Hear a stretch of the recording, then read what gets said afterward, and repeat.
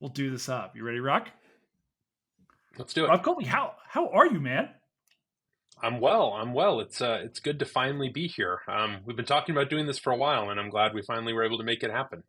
I know. And this, like, I go through my emails to set these up, and people who come to HATM who have any sense of like idea that I know what I'm doing behind the scenes should be told by now that that is absolutely not the case. We just released our 100th episode today with Stargate, which was really cool. Thank you, sir. Really fun episode with a couple of friends of mine. Everybody comes on as a friend, except for Adam Dombey, who will not. I saw him in your acknowledgments, by the way. Well, yeah, we went to Adam and I went to grad school together. Yeah. Adam was on our Glory episode. Yeah. I love that guy so freaking much. So there's always the part when you read someone's acknowledgments in the book, right? And there's always questions. Do you read the acknowledgments? It's the first thing I go to because I want to know who you know. I want to know who you hang out with, you know? And also, if I know your program well, I want to know I want to figure out who's not on that list because there's always the person who's like, you know what? I don't have to talk to you anymore, or acknowledge your existence. No, Adam, and I saw Aubrey Lauersdorf. I saw. Boy, she is freaking brilliant. We'll talk about the Native South. She's now at Florida State. I'm such an Aubrey fanboy. She's so good. I learned a ton being in a cohort with a ton of Kathleen Duval students. And about the Native South, and I'm teaching the U.S. survey right now, and one of the things that as I'm sort of writing exams and things like that, I realize how much being around Kathleen and all of her students has, influenced how I teach the early survey, especially trying to incorporate as much of the Native perspective as possible. Okay, so we should talk about this. So you did your graduate work at the University of North Carolina, right? I did. Okay, yeah, that was a school that rejected me when I applied. I am proudly wearing my University of Minnesota shirt. So I applied to 7 schools. In North Carolina was like one of my reach programs, and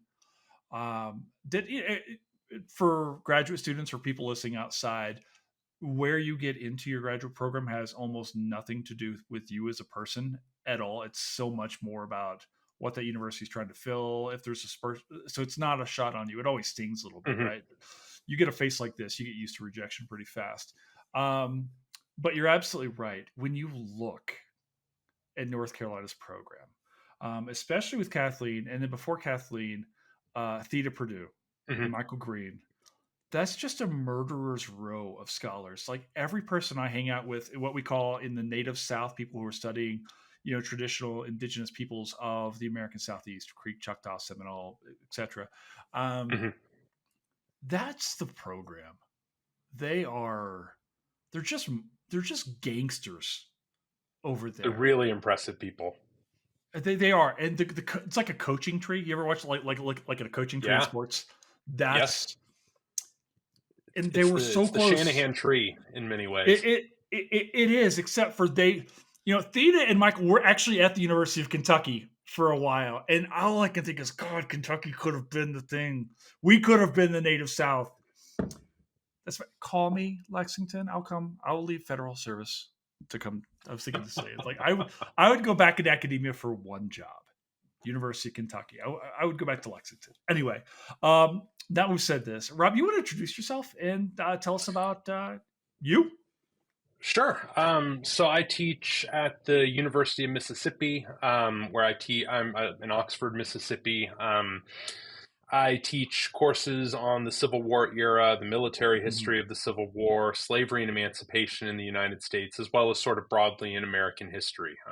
I teach. I was going to say I teach a little of everything, but then my colleagues who teach Europe from the 600 to 1600 would get mad at me. So, it's always dangerous to say you teach a little bit of everything when you kind of just teach U.S. history in its various forms. Do you think that Europeanists get upset because they know deep down that their history doesn't matter? I sometimes show insert the screenshot of the Ron Swanson history began on July 4th, 1776. Everything before that was a mistake. Usually to sort of knock down that notion in my survey classes, but it is kind of funny to throw it out there and see how people respond. It's so much fun. Of course, I've got a lot of great friends of mine who are Europeanists, and my ancestry is European. Like, if you look back, everything in my family, I'm from Kentucky originally, and we actually go Kentucky to Carolina to Boston, and then back to like the Manchester area of England. Both sides of my family are from the same parts of England, and that's it's important to me and things like that. I would very Yeah. much actually like to see it for myself one day, Mm. and then Hmm. probably under. I looked at pictures of the area, and I understand why we left now, because it's not it's not London at all. It's listen. My people were poor in England, and it turns out we were poor in Kentucky. There's just a great big line that goes with that. Are you from the South originally? Because you went to North Carolina, and now you're Miss. Where are you That from? depends on how you count. I All right, let's do this. generally say no. So I'm from Virginia, but Ooh. the Washington D.C. suburbs. So it depends on who you ask. Um, I grew up in Fairfax, Virginia, which is, Washington is the DC suburbs. So to some people that's the South. To some people it's not. I used to say that the South begins at the Rappahannock. Mhm. I'm not sure that's the accurate measurement anymore. But yeah, so it depends on who you ask. I would say I've spent a lot of time in the South. I did my undergraduate work at the University of Virginia, my grad work at North Carolina. So I guess I'm kind of moving south in state universities. Yeah, just two absolute dumps of a program, man. I don't even know how you like just go on with yourself. Virginia, North Carolina. That, oh man, God, what? Virginia is another program that rejected me when I applied for my doctoral program. We are hitting. I did not apply to Ole Miss, so I will say this. But can I tell you this? You also have one. You had one of my absolute heroes in the profession at Ole Miss. Oh And it yeah. was Robbie. Yeah, Robbie Oh Etheridge. yeah. Yes. Robbie Yes. Etheridge. I don't get intimidated by many people. Hmm. Robbie, if you're listening, you scare the shit out of me. Robbie is so good. I think I've read every word she's ever published, and she's so cool. That would be And I feel like impressive. such an she's so good, and it's so fundamental. If you write in the Native South, you have to read her work. It's That's impossible. right. And like her work on the Mississippi Shatter Zone, her understanding of these places, and the way that she goes about her stuff, and she's amazing. I've had the privilege of having her read some of my stuff, and terrified, and her responses are brutal and accurate, and it's kind of exactly what you need sometimes. And she's Yeah, got like a coaching that's the tree, best kind right? of feedback sometimes. Hmm. Oh yeah, yeah. She's got a coaching tree too in the Native South. I mean, she's got Crystal and Sheffield and Evan Noe Hmm. and Jeff Washburn. So if you're in the Native South, you also know Robbie's coaching tree, which is so there's these programs, North Carolina, Ole Miss, that produce again these absolute superstars. So I'm sure it's an amazing program. All I've heard is that Oxford. I mean, how do you like the town? It's great. How long have you guys been It's there? this is my third year. So I got here in the summer of 2022. Oxford's great.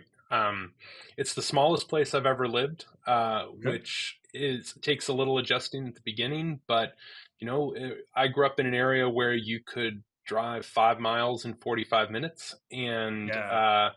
it's there are many wonderful things about living in a smaller place. I think I've sat in traffic maybe twice since I've moved here, and once was when I accidentally tried to go on campus during our homecoming game. So, Oh, good luck with that. uh, yeah, that was a mistake. I got my wife drove me the first quarter mile, and the traffic was so bad I had to walk the rest of the way. So, it's a it football is much bigger than I ever expected. We've been talking about institutions. I thought I went to Mhm. schools that had football programs, and then I came here, and it is something else.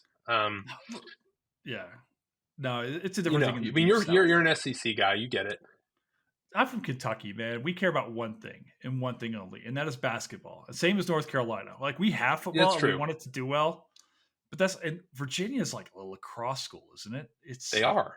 it's like a rich kid Virginia is school. really good at, well, and we're talking hours after Tony Bennett announced that he's retiring. Oh, did So he? yeah, He did this afternoon. Oh, I didn't see, he's a good coach. I really like watching a 42-point game. I'm just kidding. I don't Oh, know I how they love it. won it. I embrace the pace. Oh man, listen, he won a title at Virginia. Like, how does that happen? Hmm. So, um, can I ask you, like, and this is actually Yeah. fundamental to our discussion about this film today, about 12 Years a Slave, about your new book. Okay, we should probably say the name of your book. You've got a brand new book out, an unholy traffic: slave trading in the Civil War South, by a different Oxford University press.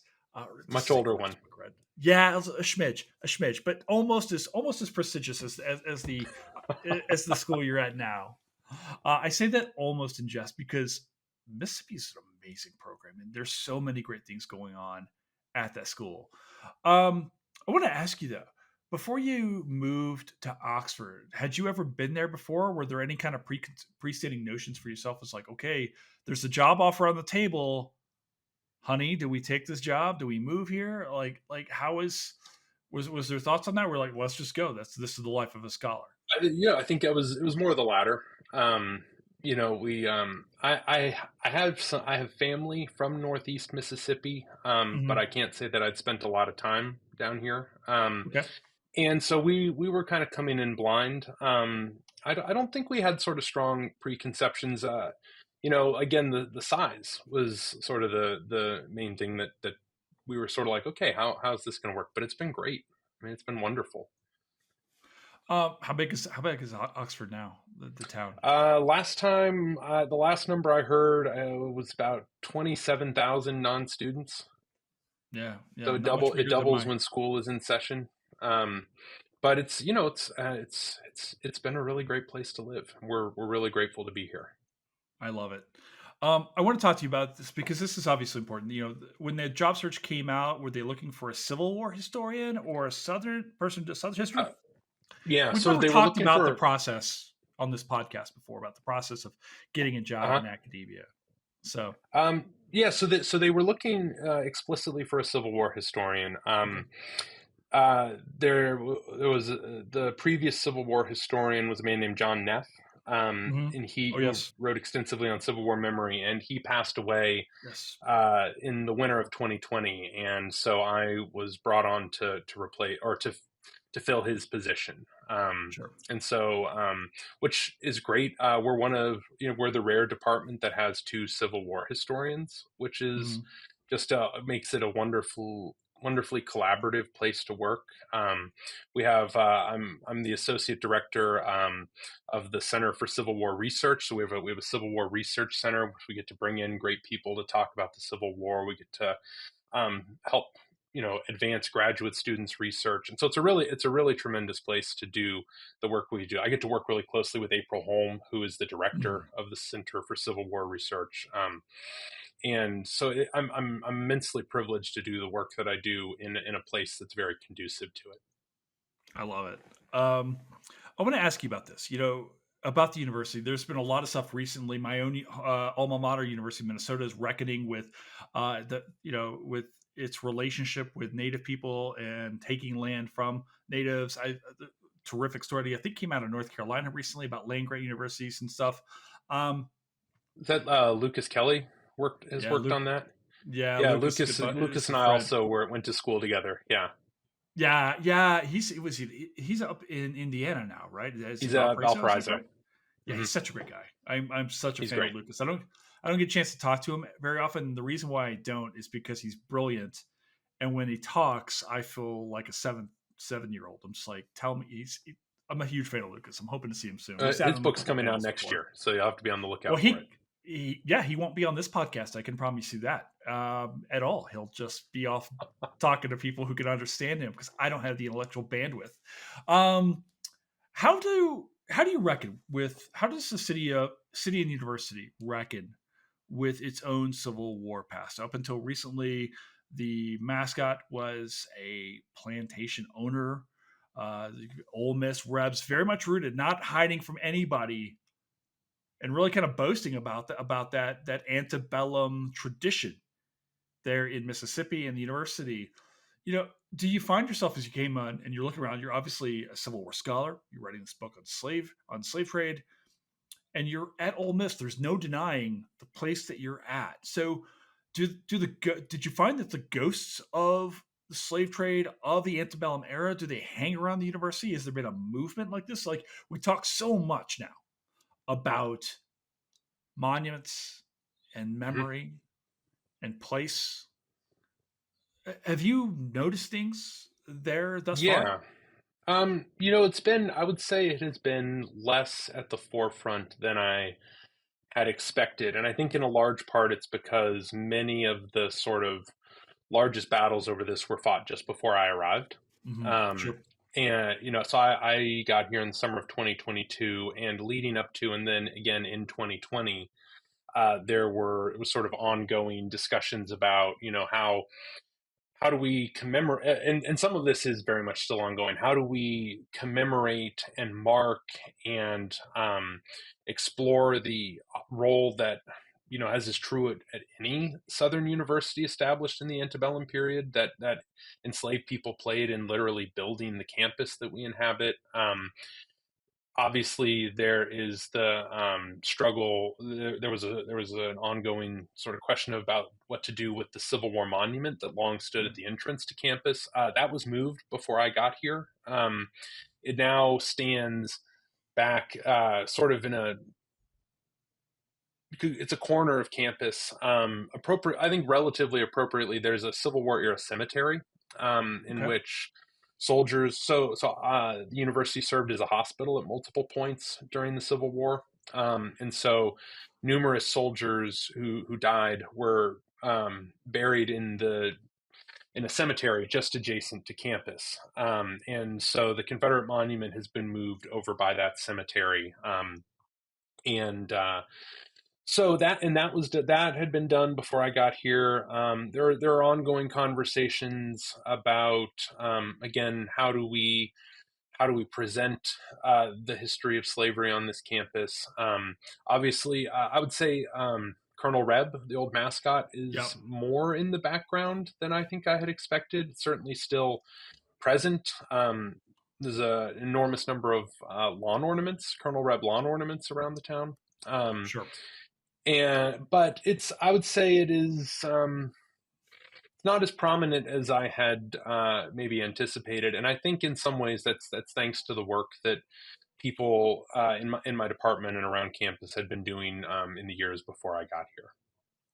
I got to tell you, all I wanted was to see Admiral Akbar made the official mascot of the University of Mississippi. I had to explain to my son, who is a big Star Wars fan, that had been a possibility and had not happened, and he was very disappointed. Oh, man, can you imagine? I mean, I have a hard time imagining Disney's intellectual property crew approving that, but it would have been. I mean, it would have been wonderful. yeah, I think, and I want to say that on occasion you'll see in the Ole Miss stands and things like that, you'll see our favorite Mon Calamari guy rolling around here, and so it's a trap. I mean, I think the black bear was around for a little bit, and I was like, well, okay, Hmm. Hmm. and so forth. So, um, let's talk about this movie. Let's talk about 12 Years a Slave, because this is a film this is not an easy watch for anybody It to is come not. to. And a lot of times when we do these films that on HATM, we do these movies that are fun and that we want to rewatch. In fact, this whole thing kind of came as I'd seen the rewatchables that Bill Simmons does, and it's a lot of fun. I thought, well, maybe we can do a historian spin on that. It was really, in a lot of ways, um, a lot of the influence behind what I do, or so forth. So we'll do 13th Warrior because it's fun, right? Or we can do Old School because it's a fun movie. This is not a fun movie. This is not a movie that is easy to watch, but I don't know, Rob. Like, I feel like this is a necessary watch because as much as we write about history, think about it. There's I think sometimes maybe a lack of visceral reality, Hmm. and this I think that's film right. really kind of brings that. I think in a lot of ways. I mean, what are your thoughts? I guess, Rob, on the outset here, just when you think about what this movie is and does, What are your general impressions of 12 Years a Slave? So I would say, with the caveat that I have not seen some of the newer series um, Sure. that cover slavery, some of the more recently released TV series that discuss Sure. slavery. I think this is the best movie covering slavery, and I can't, or at least slavery in the United States. I think you could make a case in some ways for Amistad being alongside it. But in terms of just depicting uh, core realities of American slavery, I don't think that there is another movie that can match this. And you are absolutely right. It is not a fun watch. I was rewatching it ahead of the podcast, and my wife was coming in and out of the room, and probably three or four different times she was like, "So how close are we to the really brutal scene?" And I said, "Well, which one?" Um,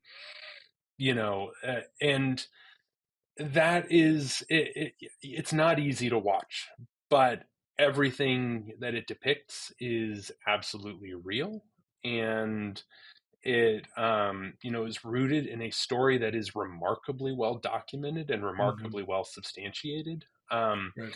and both taken as a whole and taking individual portions of it. I think that if we're trying to show, if the goal is to show a wider public what enslavement in the United States looked like, I don't think that there's much that does it better. Yeah. I'm going to make some assumptions here and talk about and assume that your wife is maybe referring to the rape of Patsy in this film. For the guys listening, we're going to talk about this kind of stuff today. I know that this is difficult. So, you know, you can tune in when we're being silly and things like that. I do want to have like a real serious conversation on this stuff for the moment, at least. But you know, there are scenes, and your wife says, the bad scene, right? Or and you can refer to the graphic rape of Patsy on Hmm. screen, the whipping of Patsy Hmm. as well. Can I ask you, when we think about these kinds of things, is it too much to graphically show these things, or can we imply them? What's maybe what's the difference for the viewer, for the audience?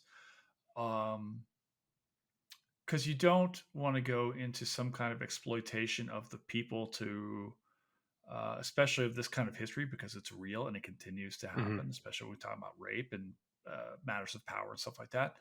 um why do we have to show the whippings and these kinds of scenes? I've got my own thoughts on this, but I wanted to Yeah, hear well, maybe your thought. and I would be curious to hear yours. I'm not sure that we have to. Hmm. Uh, that is to say, I think that you could make a similarly evocative movie without being quite as raw as this one is. But I think that if there is value in creating those scenes, I think that what it does is it does keep the viewer from looking away or Hmm. providing any sort of out for the viewer. Um, and I think it provides, I'm sort of thinking out loud here, but I think it provides Please. payoff for one of the things that, as I was thinking about the movie as a whole, one of the things that I think the movie does incredibly well is it captures this constant sense of menace.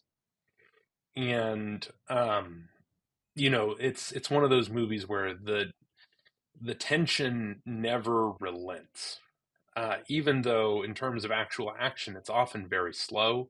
The score, I think, is very subtle, Hmm. and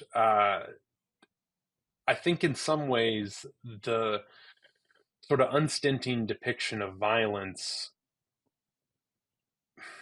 uh, provides payoff is maybe the wrong word for that, but shows that it's not. the really bad stuff's not going to happen off screen, and it's not going to give you any way of imagining your way out of it. I think is what I'm trying to say. Yeah, I think that in a film, we often have history movies that are having fun with history, a national treasure kind of a thing, or whatnot, or Monty Python or whatever. And then you've got these films that are really trying to tell a history. And this isn't a documentary, but it's, boy, is it trying to get as close to it maybe as it possibly can. Mm-hmm. And I feel, and I wrestled with this as a scholar when I'm writing my own history and things like that. The people that I can, I work for descendant communities to this day in my own real life. And audience members, I hope that this will sound okay. Um, I think that you owe it, if you're going to do this seriously, to pull no punches when you're saying this is the graphic life of an enslaved man and the enslaved men and women and children who Mm-hmm. were around him. One of the other scenes we'll talk about here in a moment is the auction scene. Mm-hmm.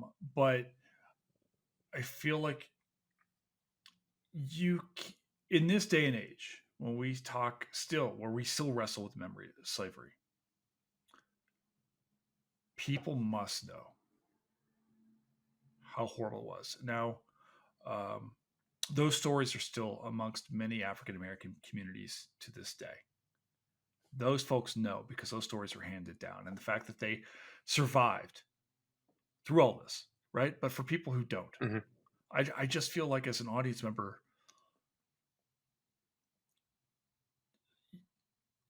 it would be doing a disservice to pan away in a way, you know? I think that's probably right.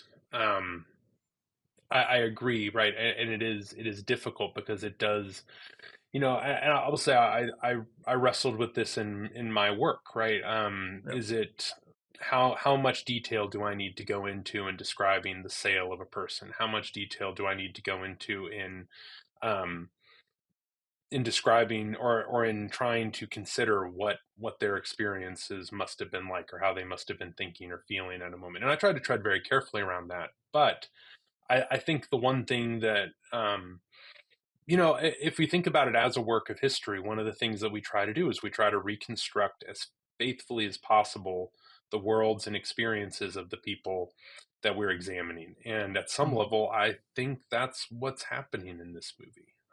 In not panning away or not fading to black during some of those scenes. Sure. Yeah. I taught high school for 3 years while I was writing my dissertation in Florida. And one of the things that I really wrestled with, and there are a lot of traumatic acts of history, there's a lot of beautiful acts of humanity as well. But one of the things I really wrestled with, and I had eighth graders and ninth graders and 10th graders along. So I had children and their children, um, who are 13 years old. And then the majority of them were juniors. So say 16, 17 years old. A lot of them taking an AP history course, which should, we can get into another conversation, mimic that of a college course. Now, I don't believe can, because you've got a completely different group of people who are taking this information, who are at different stages of life and maturity. And I'm not talking about joke maturity. I'm just talking about what you can and cannot take in as you're Mm-hmm. developing as a young person. Because the first job I always had as a teacher was to protect my kids. End of story. And I'm not just talking about the bad stuff, but it's just all the things. My job is Mm-hmm. to love these children. So I really wrestled, Rob, with what I can show these kids. And how do I talk about slavery? How do I talk about the life of an enslaved woman like Patsy, Mm-hmm. who almost certainly was going to face sexual assault in her life at some point in time in her life, often maybe. How do I talk to a 16-year-old versus say a 19-year-old at the university of wherever?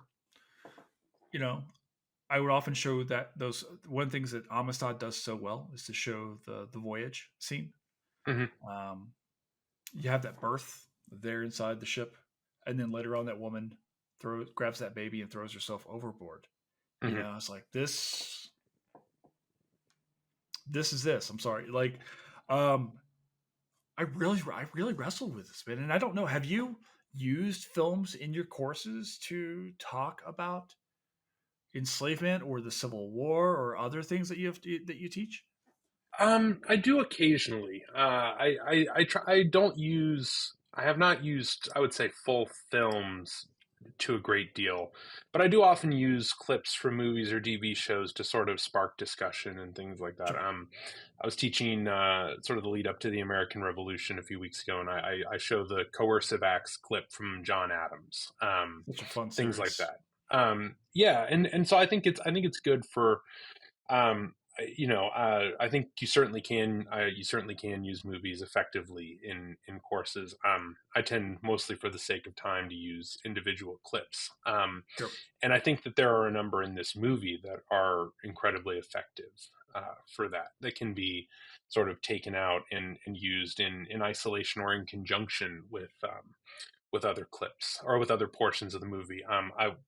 I think, for example, I think you can do really interesting things with the different places in which religion emerges in this film, for example. Um, I think it's a really useful teaching tool to, for example, talk about there's at least sort of three different religious gatherings in the scene. Mhm. There's Ford preaching, there's Epps preaching, and then there's the after the death of I think it's Uncle Abram Mhm. in the who. One of the older enslaved men at one point in the movie falls over and dies in the cotton field, and his burial um, and I think kind of juxtaposing those is a really interesting way, and I've used it in the past to talk to students about um, to talk both about religious practice, to talk about as Rabateau called enslaved religion the invisible institution, and then also talk a bit about sources and historical evidence, and where do we have silences in the archive, and how do we fill those things. And so I think that um, I think films like this are incredibly useful in teaching, and this movie contains a number of moments that are perfect for illustrating and starting conversations about different aspects of enslavement. You know what? Let's talk about that then. I had this kind of listed later on. I feel like let's go ahead and do this now, um, because religion plays such an important role. It's a really interesting thread um, when we watch this film because, as you were just saying, this gets used to justify slavery and enslavement Hmm. by those who would, benefit from it, guys like Epps, um, and then of course as a way to in some ways escape from the confines spiritually. You talk about after the death and the singing, the very powerful thing. You see Hmm. Chiwetel Ejiofor just, boy, in my mind, the great scene there is when he starts singing along and kind of Hmm. Hmm. gives, I mean, and finds it.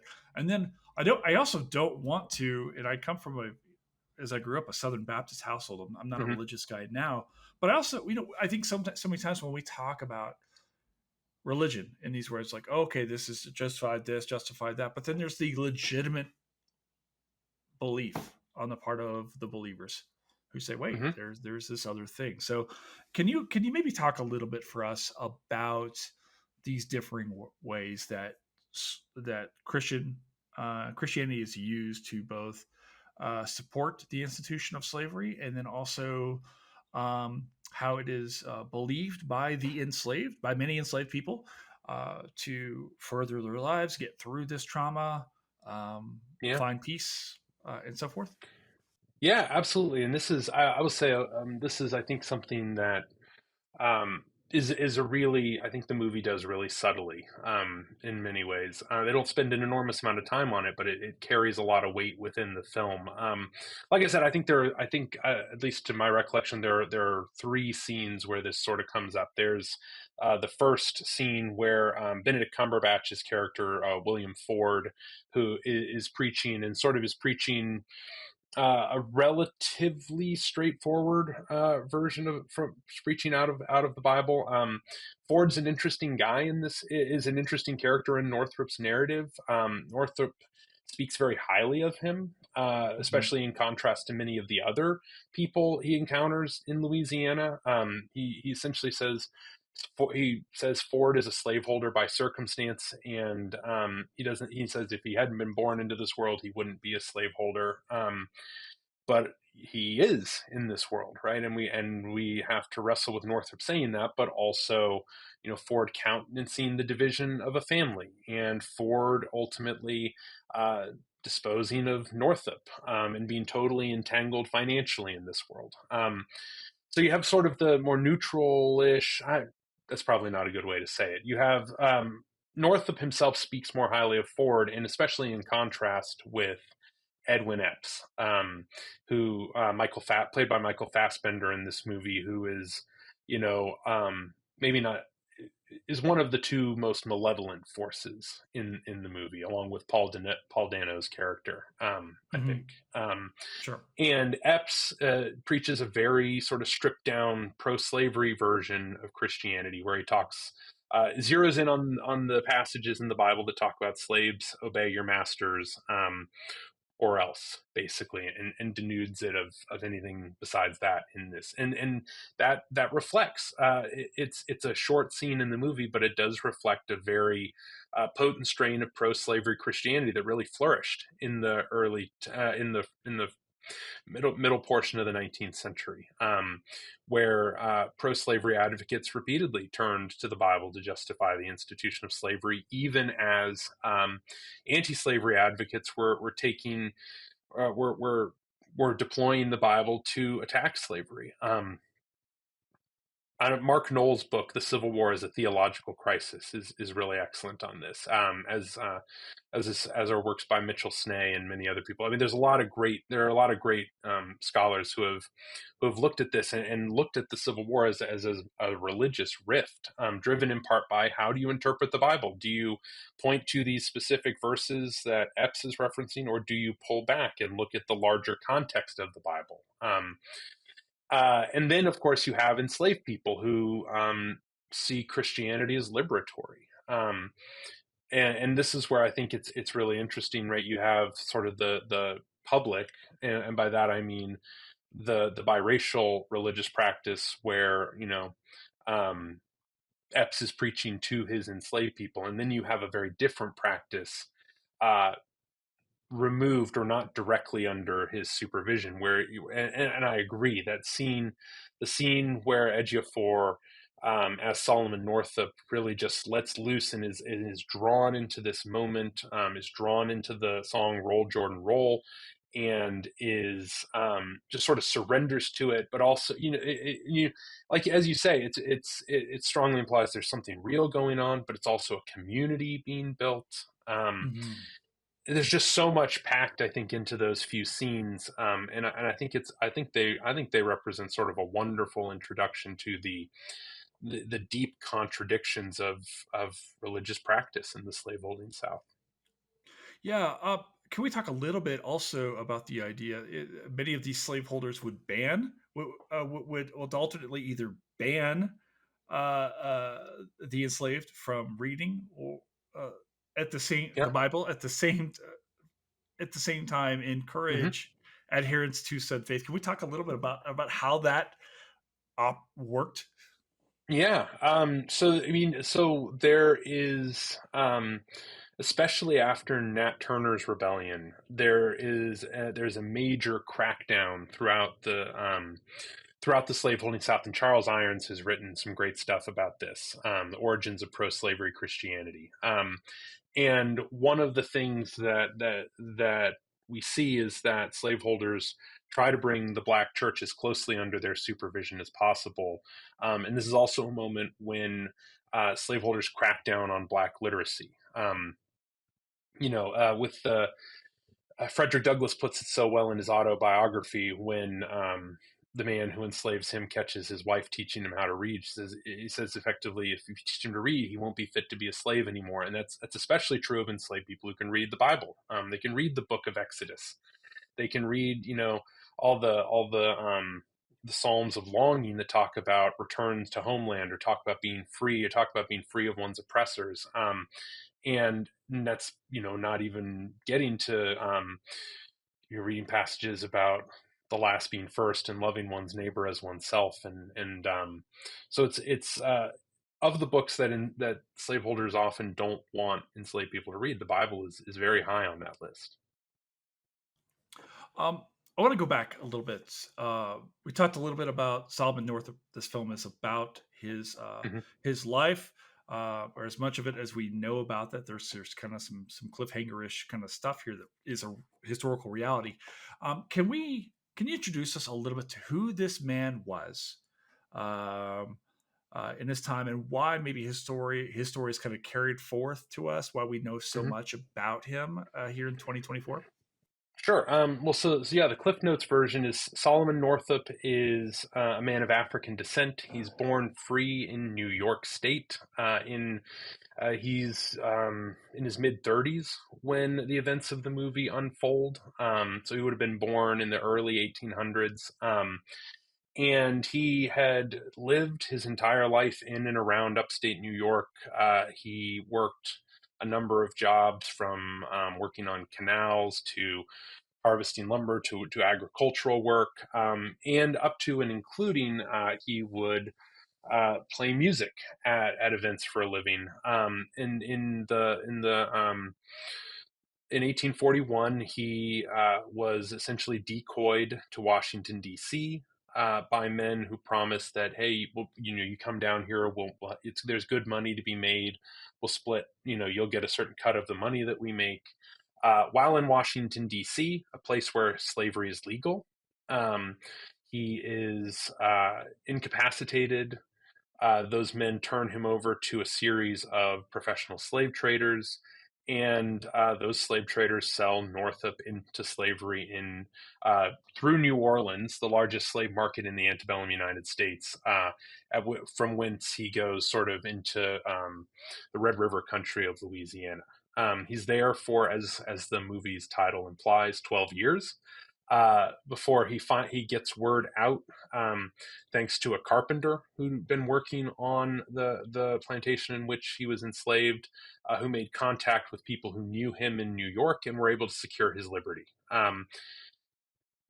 And it's at that point, very, very quickly after his return from enslavement in 1853, he produces this book, probably in conjunction with a co-author. And So very quickly, his story is widely known. One of the things you asked, sort of how do we know all this? Well, for one, Northup has an incredible memory, and an incredible gift for relaying and recounting details. A stunning amount of what he tells us in the book is verifiable. Um, what's amazing, I think, is that fairly easily, especially if you have access to ancestry and things like that, you can dig up all kinds of documents that have Solomon Northup on them. You can find the manifest. Slave ships moving from along seaboard ports were required to keep manifests Mhm. detailing the enslaved people aboard. You can find the one that says Platt Hamilton, that describes Solomon Northup. Um, you can find court records. You can find all kinds of newspaper descriptions. Northup is not listed by name in the census, but you see a man listed under Edward and under Epps's name in the census, describing that fits Northup's.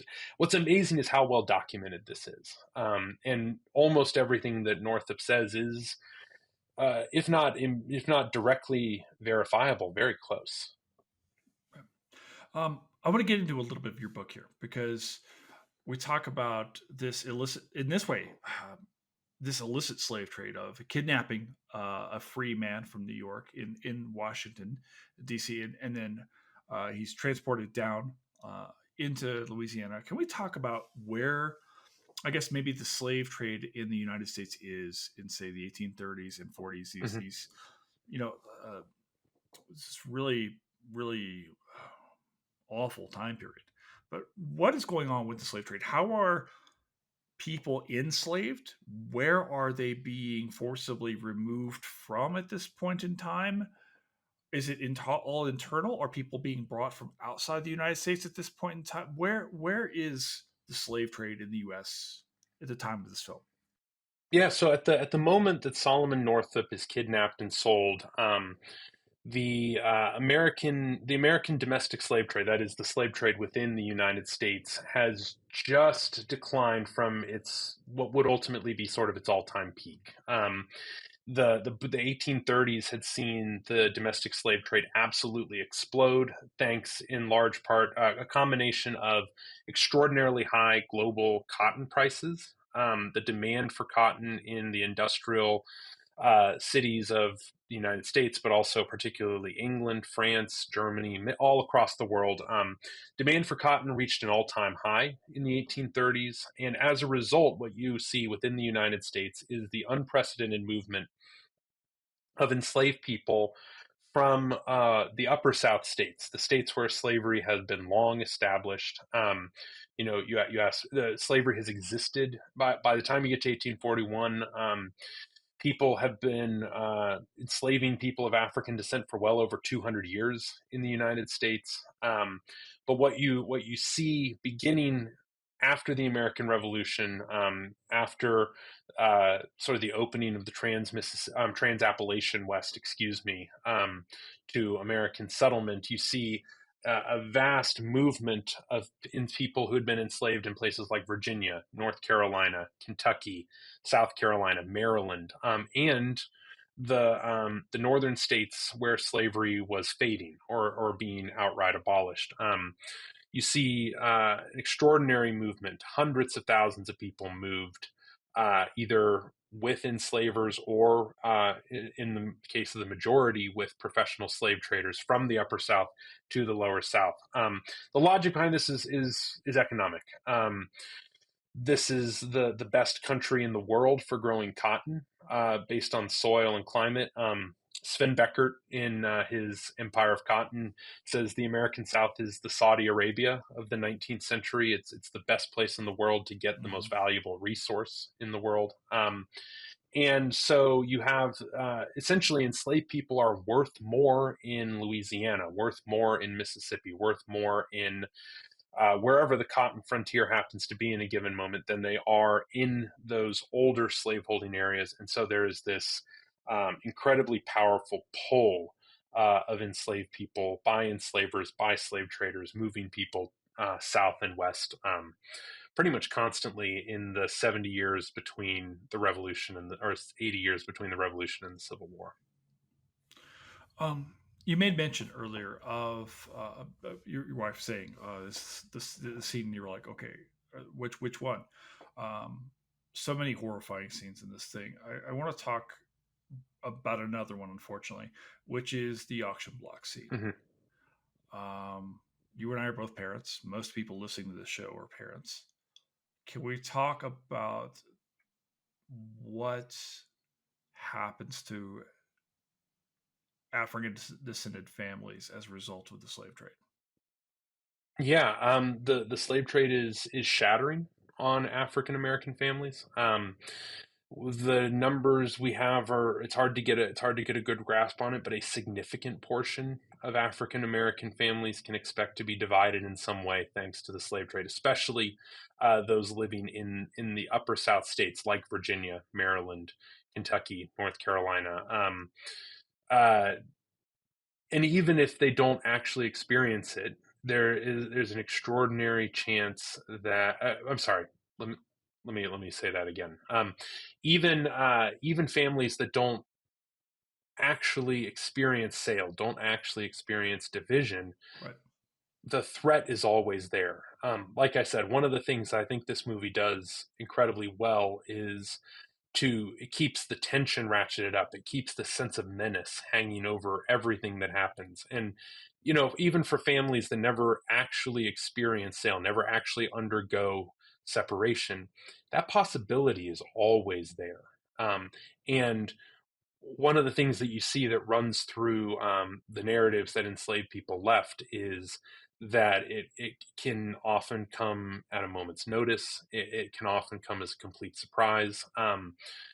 there are descriptions. I'm working now on a project on a man who fled enslavement during the Civil War, and one of the things that he talks about is when he thinks about what slavery was, it was the possibility that you would leave in the morning to do the work assigned to you, and come back to find your wife or children gone.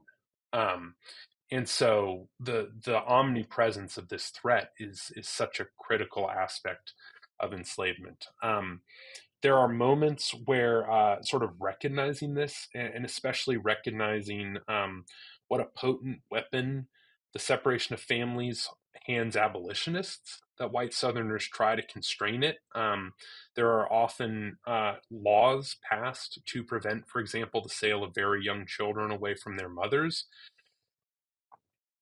I can't say that I have seen extensive evidence that these are honored, that these are upheld or ever seriously enforced. There are simply too many stories, too many examples where families talk about being division, where enslaved people recall having lost their mother at a very young age, or being taken from their mother at a very young age. So even though there are occasional efforts to prevent this from happening, at least on paper, scenes like what we see in the movie where a mother is taken away from her children are all too common. Yeah. And I say this because we were talking a little bit earlier here in the pod about my own ancestry, and maybe even wish the ease in which I can count back in my own life 600-700 years. I know that my earliest ancestors, last name is Chadwick through my maternal line. I know exactly where they come from. I can find the documentation. I can get through the old English records, and I can trace my ancestors back. And I think that whenever I think about these things, that is a liberty that I have, that I'm afraid that many of my friends and community members here in the United States and elsewhere, Brazil, other places, simply don't have that ability. I wonder, Rob, like, how can people ever find home as a result of this? It certainly is sometimes possible, but not often. I spend a lot of time on genealogy websites, and I know, Mm-hmm. or my understanding is that African American genealogists talk about the wall, right? There's a wall and enslavement because no one is required to keep the records. Right. One of the amazing thing, in fact, it's amazing in some ways how loosely, in many cases, uh, the or how sorry, let me say this part again. It's amazing in many cases how lightly, compared to so many other things in life, enslaved people's lives are recorded, are treated. Some of this has to do with the legal status of enslaved people as property, the way that the laws as applied in first the American colonies, and then the states did not require, for example, that the transfer of enslaved people, the purchase and sale, did not require that they be recorded, um, as opposed to, for example, the deeds for a piece of land. And as a result, there often are records from the period of enslavement that are available, but it's not systematic at all. It essentially it either requires getting really lucky, um, or a slaveholding family having kept and preserved its own records and possibly mentioning ancestors in those records. There are some. I will say I'll plug here. There are some great projects that I think are really helpful here. The last scene, Finding Family After Slavery, out of Villanova, is doing incredible work with advertisements that enslaved people placed trying to find family members after beginning sometimes during, but especially after slavery. These are incredible stories. And every once in a while, you do find examples of family members who do find each other 10, 20, 30 years after enslavement. That project's doing incredible work. Similarly, the Smithsonian is hosting an ongoing transcription of Freedmen's Bureau records. the records produced by the government agency created during the Civil War to help enslaved people transition from enslavement into freedom. A lot of those records are microfilmed, and the Smithsonian is hosting an ongoing transcription of them to make them text searchable. And they are an incredible resource. I work with my students in them sometimes, and they have an incredible amount to teach us about that moment, about enslavement, but also about emancipation and also about African American families. Right, there are details recorded there that aren't recorded anywhere else. The last we could go on in this vein for a while there, but um, I mentioned, for example, that there's a man who corresponds with Solomon Northup in the census records, but the census didn't record the names of enslaved people, just their ages and their genders and their complexions in some cases. And so that it's very much a wall that you can get lucky and work around if the right records exist. The other one I would think of is the Civil War pension applications by former United States colored troops are an extraordinary resource. But even they have their limitations because they're entirely shaped by the questions that pension investigators asked. So there are resources there, but and it sounds like I may have just talked about a lot of different things, but even within those, you're often hunting for one mention of a person, and that's the one thing that you have. So yeah, it's an incredible, as you say, being able to trace one's family is a luxury, and it's something that the legal process of enslavement denied, and continues to deny many people. I want to talk a little bit about Ford for a second. I want to go back a little bit, and I'm going to kind of rewind from this auction block, if you will. This horrible, horrible scene. But I feel like, and maybe you can correct me here. I think that one of the strengths of the film, one of the many strengths of this film does well, is show that um, slave holders, the peace plantation owners, and so forth, these people who were forced people enslavement, were not always these hyper wealthy guys with the big mansions and stuff like that. Even when they did have the mansion, they were facing their own issues. Northup talks about Ford as this guy who would not have been an enslaver in some other Mm-hmm. life, who kind of forced into it. Can we talk a little bit about that? About the realities is that a lot of these people who were certainly willing enslavers, Mm-hmm. Ford himself, um, were also bound to this mechanism by economics. Some of these folks quite literally could not get rid of. Could not rid themselves from being tied to slavery, right? Yeah, and I think we probably shouldn't let Ford off. I mean, we Right. certainly should. We're certainly not trying to we should be careful.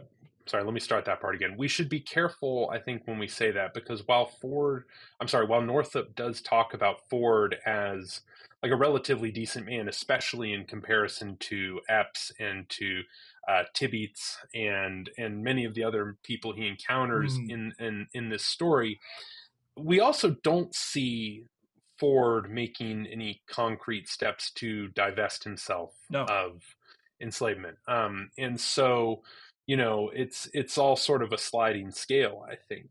And I think I will say that I know I've used this language a couple of times already, but again, I think this is something that the movie just does extraordinarily well, in that you can there are moments where there seems to be genuine connection and even respect, perhaps, between Benedict Cumberbatch's character and Solomon Northup's character. Um, but just undergirding all of that is this sense that that Northup especially is walking on rotten ice, and that one foot put the wrong way, regardless of what's gone before, one foot put out of line can bring the whole thing crashing down.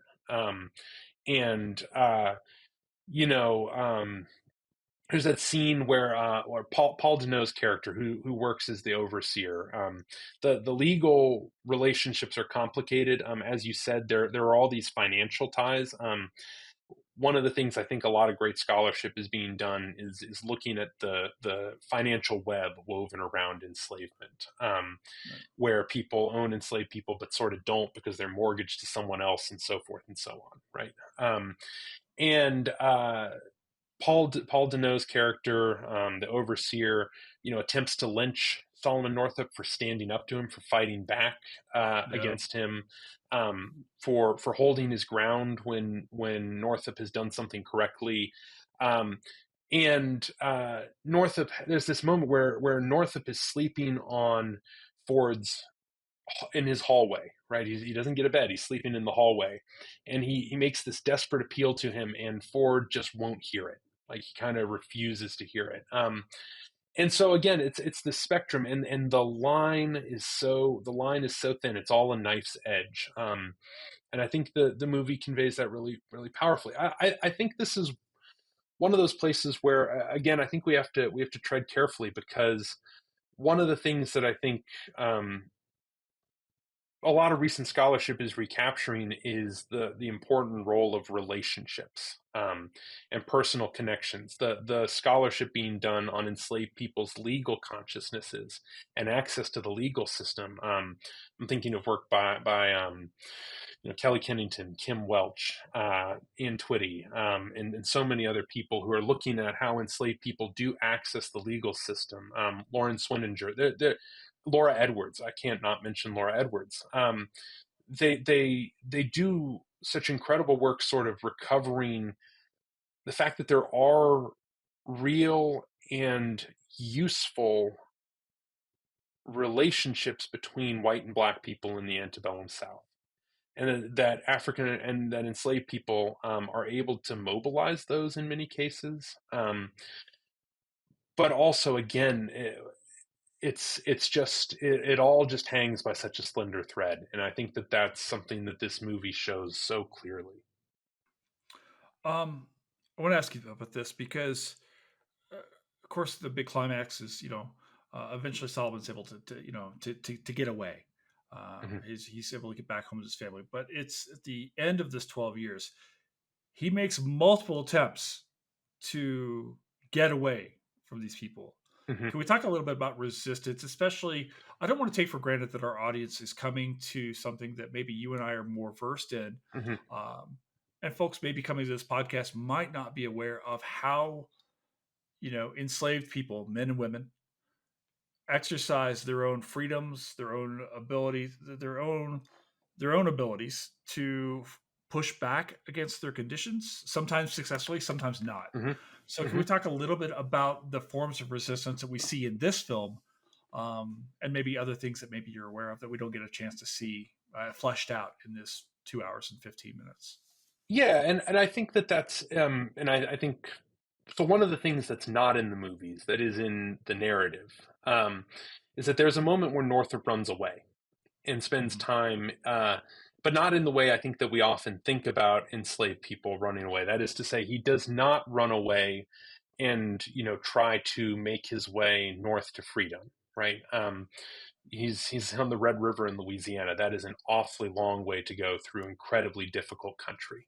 Um, what he does in the narrative is what's much more common is there's a bad situation, there's a dangerous situation on the place where he's enslaved, and he takes to the swamp for a period of time. And what we know from studying enslaved people's resistance is that this is incredibly common.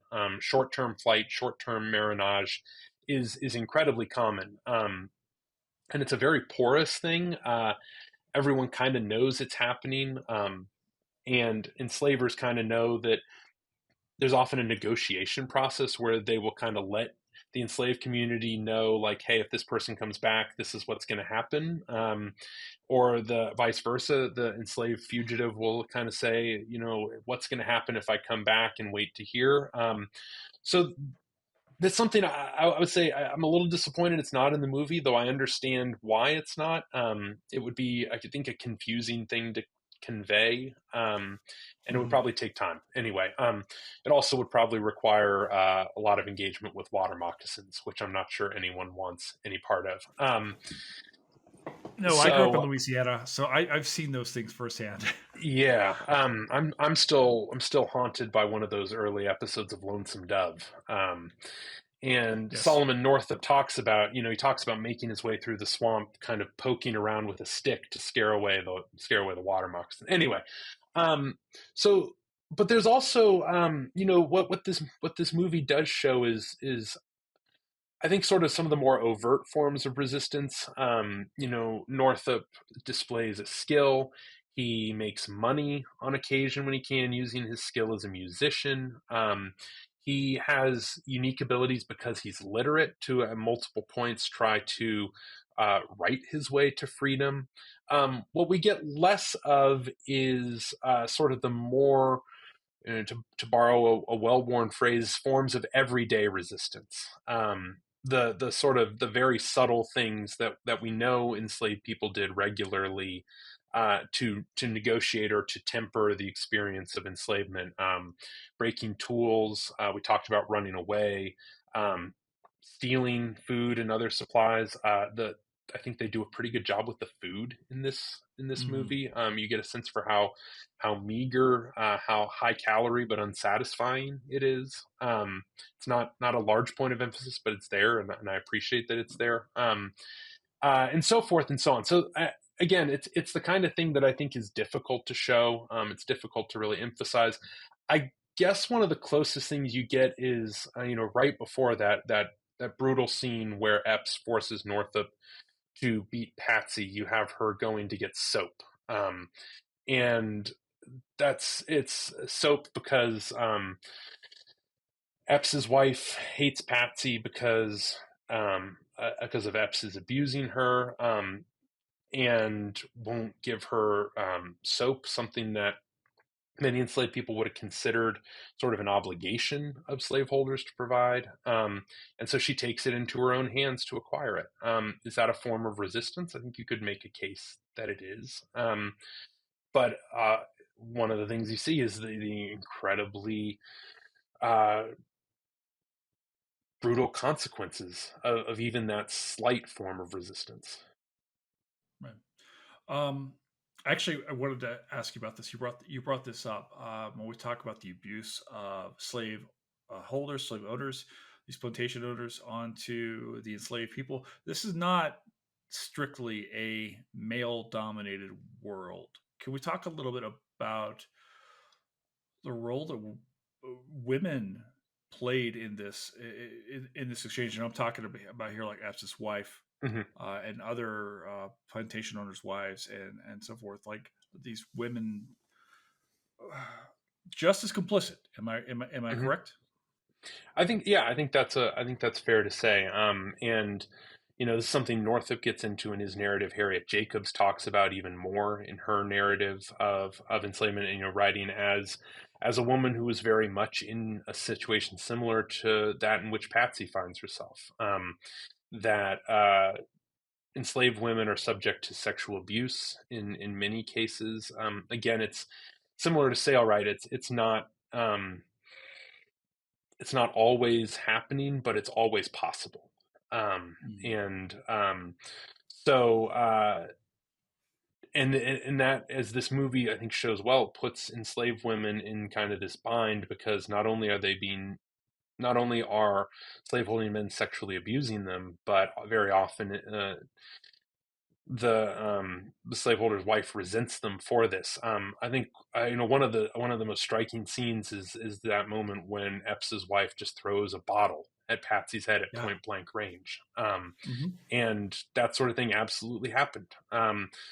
Uh, Stephanie Jones Rogers' book on slaveholding women is tremendous on this front. The Volia Glimpse classic, Out of the House of Bondage, is really great on this. Pointing out that the plantation household is a site of conflict, is a contested space, and in large part because slaveholding women are every bit as complicit in slavery as slaveholding men. They don't necessarily have the exact same experiences. Though, as Jones Rogers shows, that divide is less than we might think. But yeah, I think this movie does a really good job with that as well. Um, You brought up Spin Beckert earlier. There were two books came out at almost the exact same time. Becker's book was it Empire Cotton, mhm, and then was it River of Dark Dreams, Walter Johnson's book. mhm, mhm. That came out. Boy, they came out real similar. I was in They graduate did. school, I think, at the time. I had the most amazing professor at the University of Minnesota who had us read those. And Kirsten Fisher, if she's out there, she's just one of my most favorite memories of that school. Is she's just an amazing professor and human. Um, I don't want to take for granted also this idea. Can we talk a little bit about cotton? And the question I Yeah. have for you is if cotton never booms, does slavery, the institution of slavery, die off earlier? Does it go away? Because with the expansion of cotton gin, obviously, and can we talk a little bit about the form of cotton that we saw there? Because it's this incredibly brutal system where you are bent over all day. Mhm, It is torture on a human being, let alone just what we see with with Patsy's bloody hands mhm. uh, picking this cotton. Can we talk a little bit about the I guess the environmental relationship here between this one plant and the lives of so many people? Yeah, I mean it's a great question, and it's we both love and hate these sort of hypotheticals because they are both they're unfalsifiable and unprovable at the same time, right? Mm-hmm. So cotton, as we said, because of the thanks to the Industrial Revolution, thanks to the demand of textile mills across the world, cotton absolutely explodes in the late 18th and early 19th centuries, and very quickly, American slaveholders see the potential, see the opportunity to grow it. The story generally runs that the major obstacle at the beginning is only certain types of cotton can really grow well in the soil of the American South. It's the short staple cotton that has short fibers and lots of sticky seeds, and it's after Eli Whitney and the cotton gin that actually becomes economically viable, and boom, American slavery is spreading, is flooding across the Mm-hmm. countryside. And that's absolutely true, and it absolutely revitalizes American slavery. Um, what happens to American slavery in the absence of cotton? I think is a much more difficult question, and you could convince me that several different outcomes are possible. What I think is so certainly on the one hand, slavery would look very different because the economic incentives would be very different. That is to say, you probably don't have the massive movement of almost 1 million people from the upper South to the lower South in the span of a few decades. I think without the specific impetus of cotton production, that is much less likely. Does that mean that it goes away? I think probably not, because that presumes that slavery is only an economic system. And while there certainly are places and people, there certainly are a handful of people in the pre-Civil War South who talk about various forms of emancipation, for example. Very few of those get put into action, and it's hard to imagine a world in which white Southerners on a large scale pursue and permit the emancipation of hundreds of thousands of enslaved people. Um, so, what form exactly that takes, what direction that goes, I think I have a really hard time answering that. Yeah.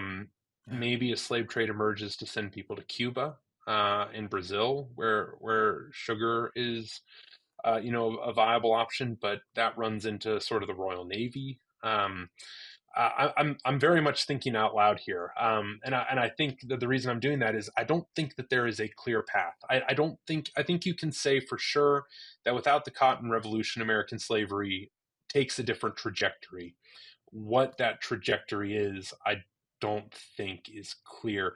Not least, this another thought I think is worth is that one thing that the mid 19th century proves, and enslavement in the Upper South proves, is that slavery is an incredibly malleable institution.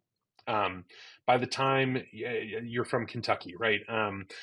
In places like Kentucky, like Virginia, you have enslaved people working in industry. You have enslaved people working in tobacco factories, in iron foundries, in mines. And so without sort of the lodestar that is cotton, I think it looks different, but I don't know. I don't think you can say that slaveholders wouldn't have found a way to continue the institution of slavery.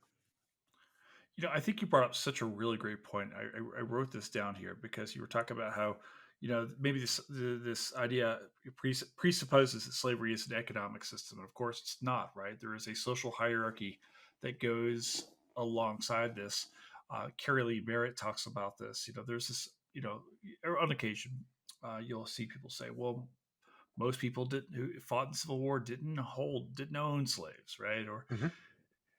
that. And I feel like that's such an important point to make, is that non-slave holding Southern whites benefited from this horrible institution because it kept them from being at the very bottom. They understood that as well. They were willing to fight and to die for it. And the memory of that is something that people continue to fight and literally die for all the way to today. These are real things we're still wrestling with. Um, I want to ask you about the spread of something else, and this is the abolitionist movement, because we start to see this. Brad Pitt shows up in this film towards the end as a carpenter, if I recall correctly. Mm-hmm. Mm-hmm. Can we talk? We talked a little bit about religion. Uh, can we talk about how this abolitionist movement starts to move forward? And of course, we're heading to you and I know that after this film, a war is coming. Mm-hmm. There's already a war going on in the soul of the United States in the 1840s. Where does this abolitionist movement come from, and why is this competing along the same lines as the people who are very pro-slavery? Mm-hmm. Yeah, I think that those two things very much feed off of each other. Where does the abolition movement come from? Well, I think that's a long and complicated story. The shortest answer is that there had always been an abolition movement in the sense Okay, that enslaved people always push back and thank you. resist Yeah, enslavement. right, Right? right. There is a wave of abolition that emerges in the wake of the American Revolution. Paul Polgar has written a really great book about this. That sort of gives way to this sort of I was going to say moderated, but that's probably not the right word. Sort of first wave of people who push for the end of slavery and forms of black equality, gives way to colonization in the early part of the 19th century, and then it reemerges in the 1830s with the sort of famous example is William Lloyd Garrison and the Liberator, but also as so many people have shown, this movement rests so heavily on people like Solomon Northup and the people who had emerged from slavery before him, and who are telling their stories. The Frederick Douglasses of the world, William Wells Brown, and so forth. And you could go on and on and on. Who are very much out in the world telling their stories, exposing what slavery really looks like. And as a result, in response to that, they start very slowly, right? One of the things that we always have to remember is that relatively few people are actually abolitionists in the antebellum United States, but they are very vocal. And as the abolition movement starts to gain some traction and starts to make its voice heard, you start to see pro-slavery Southerners erect defenses against it. I was teaching John C. Calhoun's Slavery a Positive Good speech. And I think we often skip what he says at the beginning of that. But at the beginning of that, he talks about how white Southerners cannot concede anything to the abolitionists, or else they're conceding everything. And so he says, "I will meet them on the frontier and defend, slavery from beginning to end, from A to Z." And that's because the abolition movement in the 1830s is gaining traction. Will continue to gain traction. Thanks to sort of the growing, one of the things that's not in this movie is much of the political background. Solomon Northup is enslaved through the U.S.-Mexico War, is enslaved through the Compromise of 1850. It comes out of slavery on the other side of the Fugitive Slave Act, for example. And so that's it's not, none of that is mentioned in the movie. But it's all there, right? It's all there, this mounting controversy over slavery, which ultimately pushes people into an anti-slavery camp who, were not so sure that slavery itself was bad, but that it had bad effects on the United States, or that it had bad effects on the United States. They were utterly convinced of that. Brad Pitt's a little more of the former. In the movie, he's a little more of sort of a morally convinced abolitionist rather than a slavery is bad for the United States and for white people abolitionist or anti-slavery person. I think that's a distinction we should probably make. You can be anti-slavery without being an abolitionist. But yeah, I think he's a decent stand-in for many of the principles of the abolitionist movement in this movie. I think there's a powerful moment where Epps, reminds him that he's not in Canada at that moment, which again adds to sort of the menace. People like Brad Pitt were in considerable danger in the antebellum South, especially if there was any sort of hint of a slave rebellion going on. What do we think happens to Solomon Northup? Oh man, this is a great question. The short answer is we don't know. Beyond a certain point, what's amazing is that because of his memory and because of his ability to to reconstruct his story in this published form, ironically we know much more about him in slavery than we do about him outside of slavery. We know that for several years after his return, he has some success speaking. He speaks before many audiences, telling his story. He lives in New York. The end or the I forget what's the word for those cards they show at the end, sort of talking about what happened to him afterwards. Oh, the title card, the end card, yeah. End cards. Yeah. Okay, so the end cards to the movie allude to this. They suggest he had involvement in the Underground Railroad. There are certainly sources that suggest that. But beyond the late 1850s, we know very little about Solomon Northup. He is not in many official records. We don't know when he died. We don't know where he's buried. We think he either died in the 1860s. There are some scholars who think that. There are some scholars who think he died in the early 1870s because at one point his wife is better documented than he is in many cases. His wife says Solomon Northup is my husband at one point, and then lists herself as a widow by I think 1874. Okay. So with the short answer is we don't know, right? And what's pretty wild, what's wild is, again, we know an extraordinary amount about his experiences in slavery and in the short time immediately afterward because, newspapers are publishing articles saying, hey, Solomon Northup is here and talking about his story. We also know that he tries to bring the people who kidnapped him and sold him to justice, largely, almost entirely unsuccessfully. And after that is he pretty much drops off the official record. We know almost nothing about his life after about 1857. I want to ask you about the book that Sure. you've just had published, right? Um, when you were coming to write this book, this is not the first book on the history of slave trade. It won't be the last one. I'm kind of wondering. This seems like such a daunting process to me because you and I could.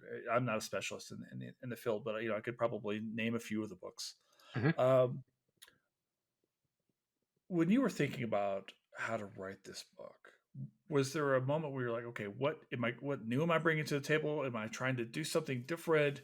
Am I gonna say the same things? Like, I guess if you will, give us. We've been talking about this film and this book for a little while. Can you tell us a little bit more now about what your book is doing, talking about the slave trade itself, and why this is still an important dialogue to have in 2024? Sure. Yeah. So my book as you say, it is not the first book and will not be the last on the slave trade. And I'm profoundly grateful for the people who did the really groundbreaking work to recover. The domestic slave trade was not a major focus in academic literature for a very long time, until the 1980s, really. And then Michael Tadman, Walter Johnson, uh, Robert Goodmestad, Ed Baptist, a number of other people started looking at it. And just in the last few years, Joshua Rothman's book on Franklin and Armfield, the largest slave trading firm in American history, is absolutely tremendous. So there's excellent work being done on various aspects of the slave. I could go on. Every time, especially in those early scenes in the movie when Solomon Northup is ensnared in the slave trade, every time I popped up, I thought, oh, this is that. There's a wonderful little reference to Alex Finley's book with the enslaved woman on the steamboat, aiding Mm-hmm. in essentially aiding in the process of the slave trade. There's enormous work being done on this. What I think is new that I'm doing is essentially just asking a slightly different question. My book picks up where most of the books on the slave trade end. Most of the books on the slave trade focus, not unreasonably, on the antebellum slave trade. They look at the connections between slave trading and cotton capitalism, and the presumption implicitly in many of them is that the slave trade surely must have declined during the Civil War, because how could a war against slavery? How could it survive a war against slavery? Um, and what I started to do, early in graduate school, we were reading. I think we were in grad school around the same time, so I'm reading the Mm-hmm. same books you're talking Yeah, about. you're reading classics, man. Yeah. Yeah, and I saw. So I'm reading about the slave trade, and I started to go through Civil War letters and diaries looking for a topic like we all do, and I started to notice just these hints, right? These hints in Civil War soldiers' letters, writing home to a family member talking about the slave market, um, or talking about Union soldiers writing about enslaved people who came into Union lines afraid that they were about to be sold. And that struck me as odd. And so my project became essentially a project to try to understand, why does the slave trade continue during the Civil War? Because it does. Even though the Civil War devastates the cotton economy, even though fairly quickly hundreds, thousands of enslaved people are fleeing to Union lines, Mm. between Fort Sumter and Appomattox, Confederates buy and sell thousands of people. And trying to explain that and consider why this survived is the focus of the book.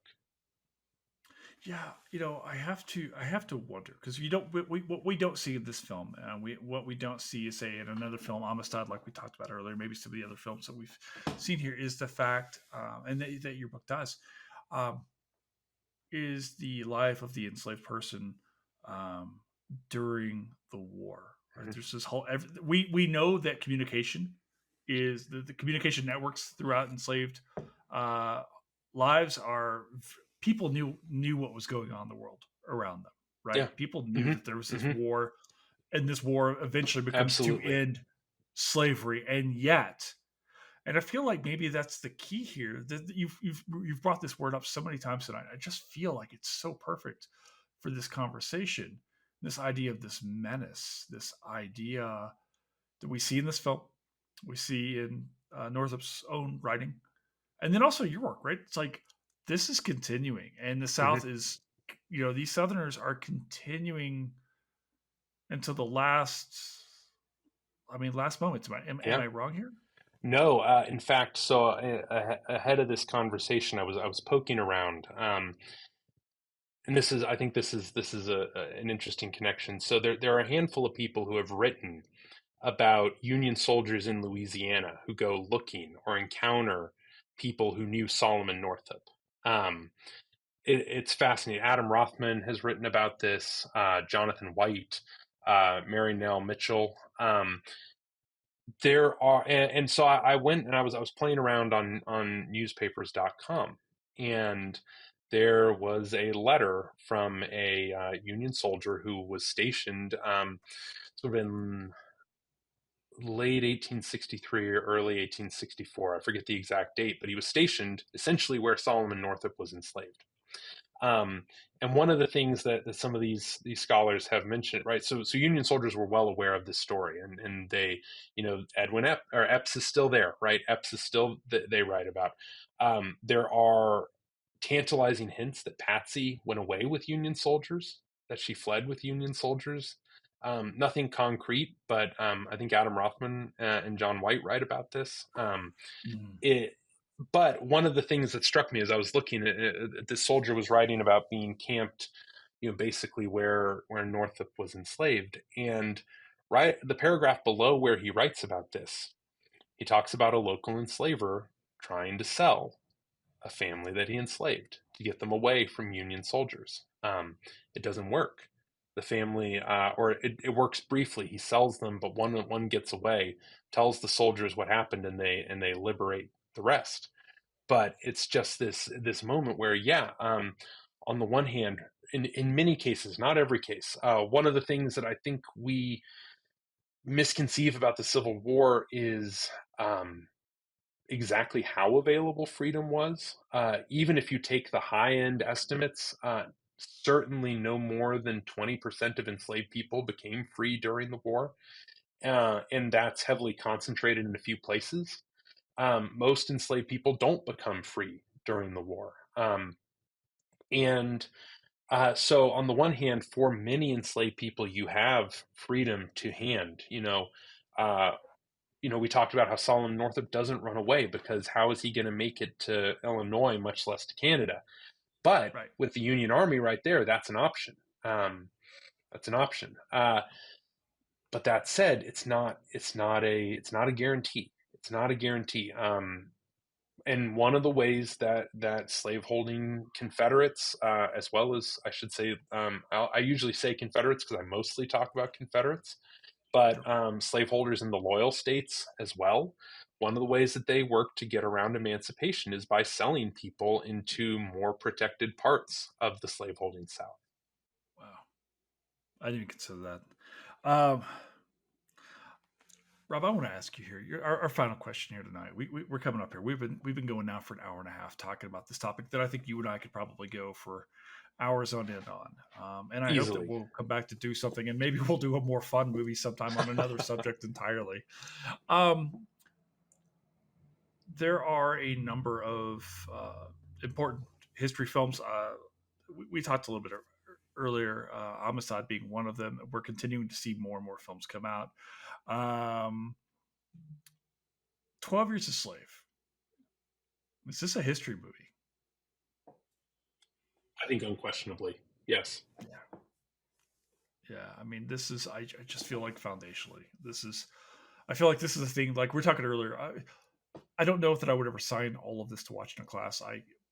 But there are pieces of this I feel like you could do so much of this with. I don't know. All right, I let don't me think ask it's you one trying. more. I don't think it's trying to be anything else. No, no, You this know. is one of the real ones. Hmm. You know, I mean, yeah, um, there are movies that incorporate history, and then I think there are movies that are, if not trying to do sort of the type of history that we're often tasked to write, that are trying to do something pretty darn close. And I think this is one of those Yeah, movies. yeah. I'm really glad that I had a chance to watch this again. I know this is not an easy watch to do. This is maybe a movie that I don't ever, frankly, want to watch ever again in my life. Frankly, I probably will. But I am so thankful to you for taking the time to talk to us about this movie tonight. Talk to us about your new amazing book, An Unholy Traffic: Slave Trading in the Civil War South. This has been a really wonderful conversation with you about a really difficult thing. And I think as scholars and people, these are the kind of conversations that I really look forward to almost more than any other. So, man, thanks for being here tonight. Well, thank you. This has been great. I'm like you. I can probably go a bit without watching this movie again, but I know that I will. I mean, I know Yeah. that I will come back to it. So yeah, All right. thank Well, you. you come back to us on this I pod. We'll will. do we'll do something. So, all right.